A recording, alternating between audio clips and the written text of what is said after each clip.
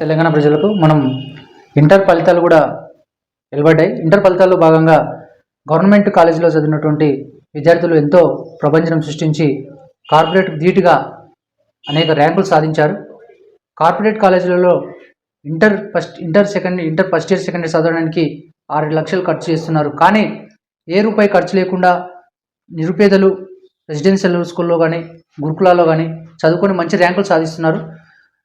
ఇట్లా ర్యాంకులు సాధించినట్లు భాగంగా కొందరు విద్యార్థులు చూసుకుంటే ఇక్కడ బి హారిక గారు అయితే 470కి 467 మార్కులు సాధించి ఎంపీసీ ఫస్ట్ ఇయర్లో సాధించారు. వారి తల్లిదండ్రులు చూసుకుంటే జంగయ్య గారు, పావని గారు ఉన్నారు. పావని వీళ్ళు వృత్తిరీత్యా తను ఆటో డ్రైవర్, తల్లి కూలి పనులు చేసుకుంటుంది. మొత్తం మీద చూసుకుంటే విలేజ్ చూసుకుంటే ఖానాపూర్, రాజపూర్ మండల్, జడ్చర్ల నియోజకవర్గం. మరి ఇంత ర్యాంకులు సాధించడానికి తల్లిదండ్రుల ప్రోత్సాహం కావచ్చు, ఇక్కడ ఉన్నటువంటి కుటుంబ ప్రోత్సాహం ఎట్లా ఉంది అనే కొన్ని విషయాల గురించి, అలాగే తెలంగాణ సోషల్ వెల్ఫేర్ రెసిడెన్షియల్ స్కూల్లో చదివినటువంటి గురుకులో చదివినటువంటి విద్యార్థులు కూడా అనేక ర్యాంకులు సాధించారు. మొత్తం మీద ఇక్కడ ఉన్నటువంటి వారి తల్లిదండ్రులు ఉన్నారు, జంగయ్య గారు, వారిని అడిగి తెలుసుకుందాం. మరి ప్రోత్సాహం ఎట్లా ఉంది, చిన్నప్పటి నుంచి ఎట్లా చదివేది అమ్మాయి అని కొన్ని విషయాల గురించి. నమస్తే. నమస్తే అన్న, ఎట్లా ఫీల్ అవుతున్నారు? ఎందుకంటే కార్పొరేట్ కాలేజీలో ధీటుగా మీ అమ్మాయి ర్యాంక్ సాధించింది, ఒక గవర్నమెంట్ రెసిడెన్షియల్ చదివి ఎట్లా ఫీల్ అవుతున్నారు? బాగానే సంతోషంగా ఫీల్ అవుతున్నాం అండి. మంచి మార్కులు తెచ్చుకున్నది, సంతోషంగానే ఉంది. ఇట్లా అమ్మాయి చిన్నప్పటి నుంచి ఎక్కడ చదివించారు? ఈయనే మా ఊర్లో ప్రైమరీ స్కూల్, గవర్నమెంట్ స్కూలే, ఈయన చదువుకుంది 4th వరకు. ఆ స్కూల్ వాళ్ళ టీచర్స్ మా పాపని గురుకులాలకు మంచిగా ప్రిపేర్ చేసి అది చేసారు. రఘు సార్ అని, ప్రవీణ్ సార్ అని, వాళ్ళిద్దరు వాళ్ళ ప్రోత్సాహంతో ఇంతవరకు వచ్చింది. అంటే 4th నుంచి మళ్ళీ ఎక్కడ వేసిండ్రు? 4th నుంచి గురుకులకు రాపిస్తే సీట్ వచ్చింది, సోషల్ వెల్ఫేర్, దాంట్లోనే చదువుకుంటుంది. 10th వరకు అక్కడనే చదువుకుంది. దాంట్లో కూడా మంచి మార్కులు వచ్చినాయి, 506 వచ్చినాయి. ఇప్పుడు ఇంటర్లో కూడా ఫస్ట్ 470కి 467 మార్కులు వచ్చినాయి. ఎట్లా ఉంది ఇప్పుడు? ఎందుకంటే మంచి ర్యాంక్ సాధించింది కదా, మీ ఎట్లా జనాలు ఏమంటుంది, మీకేమనిపిస్తుంది? ఇంక అందరు బాగానే మంచిగా చదువుకుంటుంది, బాగా చదివిండి అని చెప్పి చెప్పుకుంటాం. మొత్తం ఎంతమంది పిల్లలు? 2 ఆడపిల్లలు. అంటే మో పిల్లలు ఎవరు లేరు? 2 ఆడపిల్లలు. చిన్న అమ్మాయి ఏం చదువుతుంది? చిన్న అమ్మాయి అదే దాంట్లోనే 8th క్లాస్ చదువుతుంది, ఫస్ట్ ఇయర్ అయిపోయింది. ఓకే. మొత్తం మీద మరి ఇక్కడ ఉన్నటువంటి అంటే మీ అమ్మాయిని ఆదర్శంగా తీసుకొని ఇక్కడ చాలామంది, ఎందుకంటే బీదవారు కూడా డబ్బులు లేకుండా కూడా అప్పులు చేసి కార్పొరేట్ కాలేజీలలో ఏంటంటే ఒకరి నుంచి ఒకరు వేయడానికి ప్రయత్నం చేస్తుంటారు. మీ అమ్మాయి నిరుపేదగా ఉండి ఇక్కడ ఉన్నటువంటి మంచి గవర్నమెంట్ ఉన్నటువంటి రెసిడెన్షియల్ చదువుకొని మంచి ర్యాంక్ సాధించింది. మరి ఇక్కడ ఉన్నటువంటి మీ ప్రజలకు కానీ, మీ ఇక్కడ ఉన్నటువంటి జడ్చర్ల నియోజకవర్గ ప్రజలకు కానీ ఏం చెప్పబోతారు? ముఖ్యంగా చెప్పాలంటే మా పాప ఇక్కడ ప్రైమరీ స్కూల్లో ఇదే ఊర్లో చదువుకుంది, ఫస్ట్ 4th వరకు. మా పాపని ప్రిపేర్ చేసిన ఫస్ట్ రఘు సార్కి, ప్రవీణ్ సార్కి ధన్యవాదాలు తెలియజేసుకుంటున్నాను. ఎందుకంటే నన్ను పిలిచి మీ పాప చాలా హుషారు ఉన్నారు, గురుకులకు రాపిస్తే జంగయ్య అని చెప్తే, సరే సార్ ప్రిపేర్ చేయండి అంటే వాళ్ళు ప్రిపేర్ చేసి ఇప్పుడు ఈ స్థాయికి తీసుకొచ్చినందుకు వాళ్ళకి ముఖ్యంగా ప్రత్యేకంగా ధన్యవాదాలు తెలుపుతున్నాను. అలాగే మా పాపని ఇప్పుడు అది చిటిపోయినపల్లి మా ప్రిన్సిపల్ మేడం గారికి కానీ, వాళ్ళ టీచర్స్ కానీ ఈ ర్యాంక్ వరకు తీసుకొచ్చినందుకు వాళ్ళకు కూడా ప్రత్యేకంగా ధన్యవాదాలు తెలియజేస్తాను. ఇక్కడ మాజీ సర్పంచ్, ఖానాపూర్ మాజీ సర్పంచ్, అలాగే ఏఎంసీ వైస్ చైర్మన్ గారు ఉన్నారు, వారిని కూడా తెలుసుకుందాం. మరి ఈ ఖానాపూర్ నుంచి మంచి స్టేట్ ర్యాంక్ సాధించినటువంటి బి హారిక గురించి ఏం చెప్పబోతున్నారు?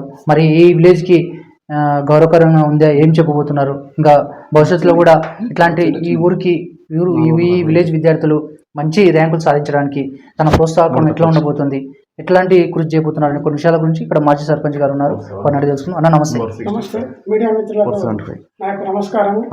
మా విలేజ్ ఖానాపూర్ వెనుకబడి ఉన్నది కాబట్టి చదువుల విద్యార్థులు మంచి ప్రతిభ కనబరిచినందుకు హారిక గారికి ప్రత్యేక శుభాకాంక్షలు.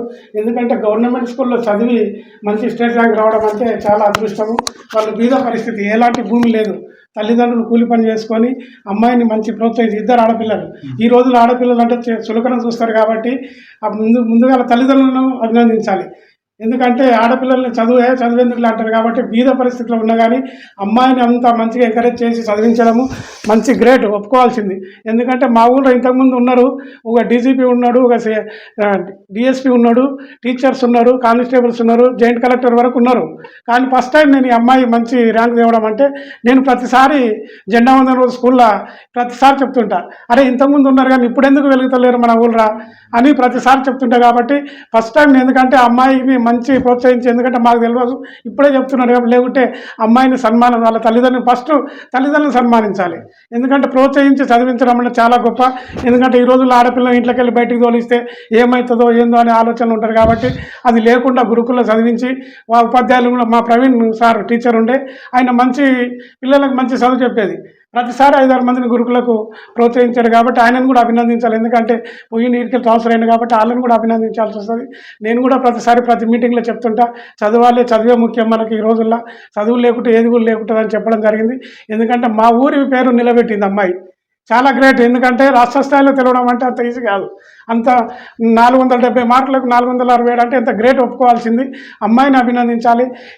ఇప్పటికి కూడా తల్లిదండ్రులకు చెప్తున్నా, ఏమైనా ఆర్థిక సాయం కావాలంటే నేను కూడా ఇప్పటికీ, ఎందుకంటే ఫ్యూచర్లో ఐఏఎస్ కానీ ఐపీఎస్ కానీ కలెక్టర్గా ఆ అమ్మాయికి మంచి గ్రిప్ ఉంది కాబట్టి రాబోయే రోజుల్లో ఏమైనా ఆర్థిక సాయం కానీ కోచింగ్ అనేది నేను తీసుకుంటా అంటే నా వంతు సాయంగా కూడా నేను చేయడానికి వెనుకాడను. ఎందుకంటే ఒక ఊళ్ళో ఒక ఐఏఎస్ కానీ ఒక ఐపీఎస్ అవుతున్నా అంటే సంతోషించాలి. ఎందుకంటే బీద కుటుంబం, వాళ్ళు కష్టపడితేనే, రోజు కూలి పని చేస్తేనే బతికేది కష్టం. అలాంటి వ్యక్తి ఎలాంటి గవర్నమెంట్ సహకారంతో గవర్నమెంట్ స్కూల్లో చదివించడం. ఎందుకంటే ప్రైవేట్ స్కూల్లో లక్షలు పెడుతున్నారు ఈ రోజుల్లో. ఒక అమ్మాయి ఇంటర్ చేయాలంటే 2-3 లక్షలు అవుతుంది ఫస్ట్ ఇయర్కే. మనం ఎన్ని మా అమ్మాయి ఉంది, మేము కూడా చూసి చదివిస్తున్నాం. ఎక్కడెక్కడో పెడతాం, హైదరాబాదు లేకుంటే ఎక్కడో పెడతాం, కానీ చదవరు. ఎందుకంటే దేవుడిచ్చిన వరం అది అమ్మాయి కాబట్టి. దయచేసి తల్లిదండ్రులు కూడా చెప్తున్నా, ఇప్పటికైనా ప్రోత్సాహం ఏదైనా ఉంటే వెనుకాడకుండా అమ్మాయిని ఎంకరేజ్ చేసి మంచి కలెక్టరో లేకుంటే ఐపీఎస్ ఏదో ఒకటి ర్యాంకు సాధించాలని ఆశిస్తూ, ఆ భగవంతుడు ఎల్లవేళలా ఆ కుటుంబాన్ని ఆదుకోవాలని. ఎందుకంటే ఇదే విధంగా ఇదే ర్యాంకు 10th 596 వచ్చినాయంట. 506 వచ్చినాయంట. మంచి మార్కులే. ఇంటర్లో కూడా మంచి 460 మంచి మార్కులు కాబట్టి బేసిక్ ఇప్పుడు ఇంటర్ ఒకటి మంచిగా చదివితే తర్వాత ఫ్యూచర్ అమ్మాయి బాగుంటుంది. కాబట్టి ఇప్పటికైనా తల్లిదండ్రులు చెప్తున్నా, ఏదైనా ఆర్థిక సాయం కావాలంటే నా వంతుగా మా గ్రామంలో చందా చేసన్నా అందరం కలిసికట్టుగా అమ్మాయి చదువుకుంటుంది అంటే మంచిగా చేయాలంటే కూడా మేమందరము పిల్లలు యువకులను అందరినీ ఎంకరేజ్ చేసి అమ్మాయిని ఏదో విధంగా ఉద్యోగం మంచి ర్యాంకు, నేనేమంటున్నా అంటే కలెక్టర్ స్థాయికి ఎదిగే ఉన్నది కాబట్టి ఆ నాలెడ్జ్ని ఉపయోగించుకొని ఇదే స్థాయిలో ఇప్పటికి ఇట్లే కంటిన్యూ చేయాలని కోరుకుంటూ ఆ భగవంతుని మరోసారి ప్రార్థిస్తున్నా. సర్పంచ్ గారు ఉన్నారు, శ్రీధర్ గారు. మరి బి హారిక గారు ఇంత మంచి ర్యాంకు, స్టేట్ ర్యాంక్ సాధించారు కాబట్టి వారి అభిప్రాయం కూడా తెలుసుకునే ప్రయత్నం చేద్దాం. ఇంకా మరి ఇట్లా ఈ కానపూర్లో కూడా ఇంకా చదువుకునే అమ్మాయిలు కానీ అబ్బాయిలు కానీ ఉంటే వీళ్ళు ప్రోత్సాహకం ఎట్లా ఉండబోతుంది, మరి ఇంకా ఇట్లాంటి ర్యాంకులు సాధించడానికి ఇంకేమైనా కృషి చేయబోతున్నారు అనే విషయాల గురించి ఇక్కడ సర్పంచ్ గారు ఉన్నారు, వారిని కూడా తెలుసుకుందాం. అన్న నమస్తే. ఎట్లా ఫీల్ అవుతున్నారన్న మీ ఖానాపూర్లో ఇంత మంచి ర్యాంక్ వచ్చినందుకు గౌరవడుతున్నాం మేము.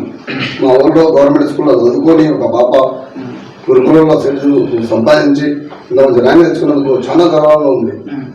ప్రస్తుతానికి వాళ్ళ డాడీ వాళ్ళ మమ్మీ ఒక ఆటో నడుపుకుంటా ఒక ఏదో హౌస్ వైఫ్ ఉండి ఇంత మంచిగా పిల్లలను చదివించి ఇంత మంచిగా ఉన్నందుకు చాలా గౌరవం ఇస్తున్నాం. ఎందుకంటే ఇప్పుడు కార్పొరేట్ కాలేజీలు శ్రీ చైతన్య కానీ నారాయణ కానీ ఇక్కడ చూసుకుంటే అనేక కార్పొరేట్ కాలేజీలు అయితే ఉన్నాయన్న. ఆ కాలేజీలో చదివేయాలంటే మినిమం 5 లక్షల వరకు ఖర్చు వస్తుంటుంది. మరి ఇప్పుడు ఫ్రీగా ఇంత మంచి ర్యాంక్ అంటే అంత డబ్బు పెట్టి ఖర్చు పెట్టినా కూడా అట్లాంటి ర్యాంకులు రావన్నా? మరి ఎలాంటి ఖర్చు లేకుండా ఇక్కడ గవర్నమెంట్ ప్రొవైడ్ చేసినటువంటి కాలేజీలో రెసిడెన్షియల్లో మంచి ర్యాంక్ సాధించినందుకు ఈ ఇక్కడ ఉన్నటువంటి జడ్జల ప్రజలు కానీ తెలంగాణ ప్రజలు కానీ ఏం చెప్పబోతున్నారు ఒక సర్పంచ్గా?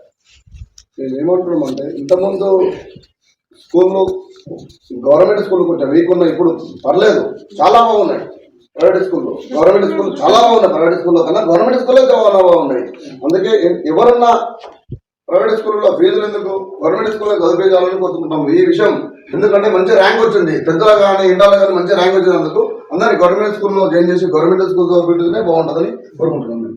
ఇంత మంచి ర్యాంకు సాధించడానికి ప్రోత్సహించినటువంటి అక్కడ టీచర్లకు కానీ రెసిడెన్షియల్ మళ్ళీ చిట్టపల్లి టీచర్లకు కానీ మీరు ఒక సర్పంచ్గా కానపూర్ సర్పంచ్గా ఏం చెప్పబోతారు? ప్రవీణ్ సార్కి మన రఘు సార్కి కృతజ్ఞతలు, ప్రత్యేకంగా ధన్యవాదాలు వాళ్ళకి. ఎందుకంటే వాళ్ళే వీళ్ళకు చదివి చెప్పిన వాళ్ళు, 1st to 4th వరకు చదివి చెప్పిన వాళ్ళు, గురుకులకు షెడ్యూల్ సంపాదించే ప్రోత్సహించిన వాళ్ళు వాళ్ళే కాబట్టి వాళ్ళకి ప్రత్యేక ధన్యవాదాలు చెప్తున్నాం.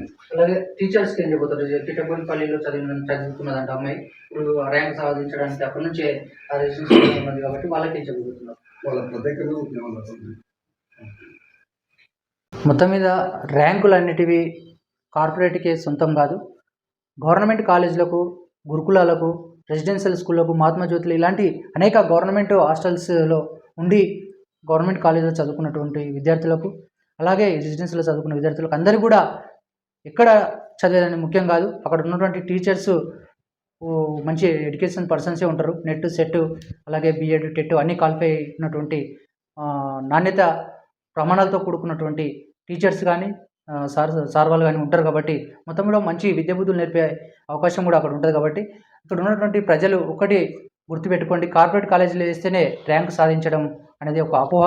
ఎక్కడైనా సరే వేస్తే అది మన అక్కడ ఉన్నటువంటి విద్యార్థుల ఇంట్రెస్ట్, వాళ్ళ యొక్క అభిరుచి మేరకు వారి యొక్క చదువుతారు. కాబట్టి ర్యాంకులు గవర్నమెంట్లో కాకుండా ప్రైవేట్లోనే కాకుండా గవర్నమెంట్లో కూడా సాధిస్తారని కూడా ఇట్లాంటి బీఆర్ఇక లాంటి వాళ్ళు కూడా నిరూపించారు ఈరోజు.